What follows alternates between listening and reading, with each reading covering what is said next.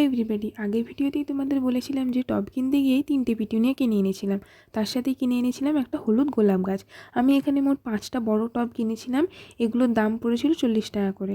প্রথমে আমি 5টা টবই পরপর এক লাইনে রেখে আগে কালো মাটি ও তারপর বেলে মাটি দিয়ে টবগুলো কিছুটা করে ভরে নিই। তারপর সেই নার্সারি থেকে কিনে আনা গোলাপ গাছটা এবং এই হলুদ গোলাপ গাছটার গ্রো ব্যাগগুলো সাবধানে কাঁচি দিয়ে কেটে ফেলি। আস্তে করে বসিয়ে দিয়ে চারপাশ থেকে মাটি দিয়ে টবটা ভর্তি করে দিই।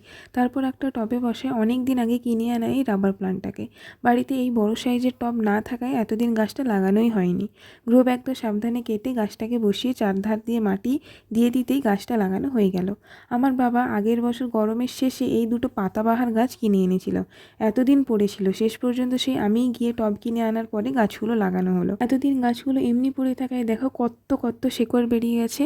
গ্রো ব্যাগগুলো থেকে কিছুতেই গাছগুলো বের করতেই পারছিলাম না। খুব ভয় হচ্ছিল যদি শেকড়ে একটু আঘাত লেগে যায় ও শেকড় যদি ভেঙে যায় তাহলে আমার গাছটা হয়তো মারাই যেতে পারে। তবে আস্তে আস্তে করে চেষ্টা করতেই গাছগুলো গ্রো ব্যাগ থেকে বের করে ফেললাম শেষ পর্যন্ত। গাছগুলোকে বসাতে গিয়ে ভীষণ অসুবিধে হচ্ছিল ওই লম্বা লম্বা সোজা শেকড়গুলোর জন্যই।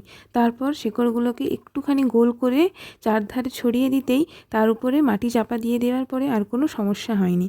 তারপর আরও কিছুটা মাটি দিয়ে গাছগুলোকে লাগিয়ে ফেললাম। তারপর সব গাছগুলোকে জল দিয়ে রেখে দিলাম উঠানের সামনে। দুদিন পরেই ছাদে তুলে দিই। ব্যাস আজকের জন্য এইটুকুই। দেখা হচ্ছে নেক্সট ভিডিওতে। Till then tata.